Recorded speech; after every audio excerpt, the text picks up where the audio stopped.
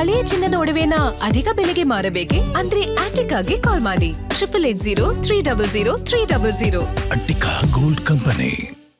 ತಾರಕಕ್ಕೇರಿದಂತ Bidadi township ವಿವಾದ, township ವಿರೋಧಿಸಿ ರಾಹುಲ್ ಗಾಂಧಿಗೆ ವಿಜೇಂದ್ರ ಕೂಡ ಪತ್ರ ಬರೆದಿದ್ದಾರೆ. ಭೂ ಸ್ವಾಧೀನ ಪ್ರಕ್ರಿಯೆ ವಿರುದ್ಧ ಮಧ್ಯ ಪ್ರವೇಶಿಸಿ ಅಂತ ಮನವಿ ಮಾಡಿದ್ದಾರೆ. ನಿಖಿಲ್ ಕುಮಾರಸ್ವಾಮಿ ಪತ್ರ ಬರೆದ್ರು. ಅದರ ಬೆನ್ನಲ್ಲೇ ಈಗ ವಿಜೇಂದ್ರ ಕೂಡ ರಾಹುಲ್ ಗಾಂಧಿಗೆ ಪತ್ರ ಬರೆದಿರೋದು.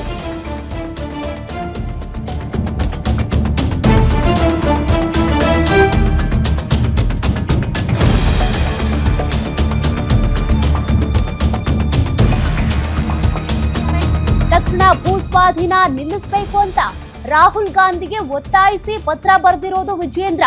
ಕಣ್ಣೀರು ಹಾಕ್ತಿರುವಂತ ರೈತರಿಗೆ ನ್ಯಾಯ ಒದಗಿಸಬೇಕು ಅಂತ ಆಗ್ರಹಿಸಿದ್ದಾರೆ.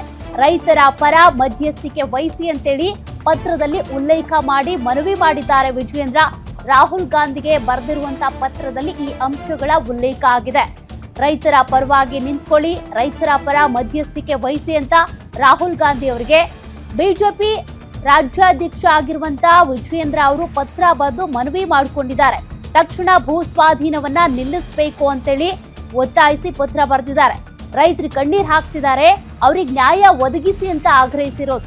ರೈತರ ಪರ ನೀವು ಮಧ್ಯಸ್ಥಿಕೆ ವಹಿಸಲೇಬೇಕು ಅಂತೇಳಿ ರಾಹುಲ್ ಗಾಂಧಿಗೆ ಪತ್ರ ಬರೆದಿರೋದು.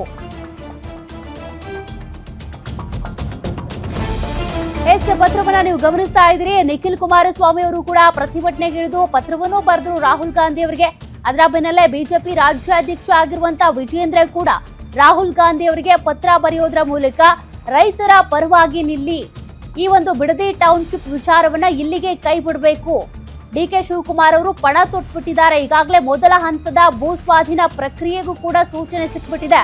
ಹಾಗಾಗಿ ರೈತರ ಕಣ್ಣೀರನ್ನ ಒರೆಸೋ ಕೆಲಸ ಮಾಡಿ, ರೈತರ ಪರವಾಗಿ ನಿಂತ್ಕೊಳ್ಳಿ ಅಂತ ರಾಹುಲ್ ಗಾಂಧಿ ಅವರಿಗೆ ಒಂದು ಸುದೀರ್ಘ ಪತ್ರವನ್ನ ಬಿಜೆಪಿ ರಾಜ್ಯಾಧ್ಯಕ್ಷ ವಿಜೇಂದ್ರ ಅವರು ಬರೆಯೋದ್ರ ಮೂಲಕ ರಾಹುಲ್ ಗಾಂಧಿ ಅವರ ಬಳಿ ಮನವಿ ಮಾಡಿದ್ದಾರೆ.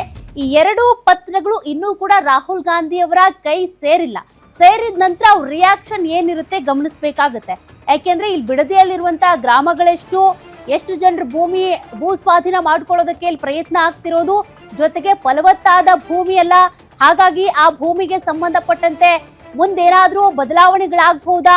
ರಾಹುಲ್ ಗಾಂಧಿ ಅವರು ಇದರಲ್ಲಿ ಹಸ್ತಕ್ಷೇಪ ಮಾಡಿ ಇದಕ್ಕೆ ಸಂಬಂಧಪಟ್ಟಂತೆ ಏನಾದ್ರೂ ಚೇಂಜಸ್ ಆಗಬಹುದಾ? ನೋಡೋಣ, ಪತ್ರಗಳಿಂದ ಏನಾದ್ರೂ ಇಂಪ್ಯಾಕ್ಟ್ ಆಗಬಹುದಾ ಅಂತ. ರಾಹುಲ್ ಗಾಂಧಿ ಅವರು ಕೂಡ ಈ ಹಿಂದೆ ಅಂಡಮಾನ್ಗೆ ಹೋದಂತ ಸಂದರ್ಭದಲ್ಲಿ ವಿಡಿಯೋ ಮಾಡಿ ಪರಿಸರ ಚೆನ್ನಾಗಿದೆ, ಪರಿಸರ ಉಳಿಸಿ ಅಂತ ಹೇಳಿದ್ರು. ಇಲ್ಲಿ ಬಿಡದಿಯಲ್ಲೂ ಕೂಡ ಫಲವತ್ತಾದ ಭೂಮಿ ಇದೆ, ಅಡಿಕೆ ತೋಟ ಇದೆ, ಏಲಕ್ಕಿ ತೋಟ ಇದೆ. ಹಾಗಾಗಿ ಅದನ್ನು ಉಳಿಸ್ಬೇಕು ಅನ್ನೋದು ಬಿಜೆಪಿ ಹಾಗೂ JDS ನ ಆಗ್ರಹ. ನೋಡೋಣ ಏನಾಗುತ್ತೆ.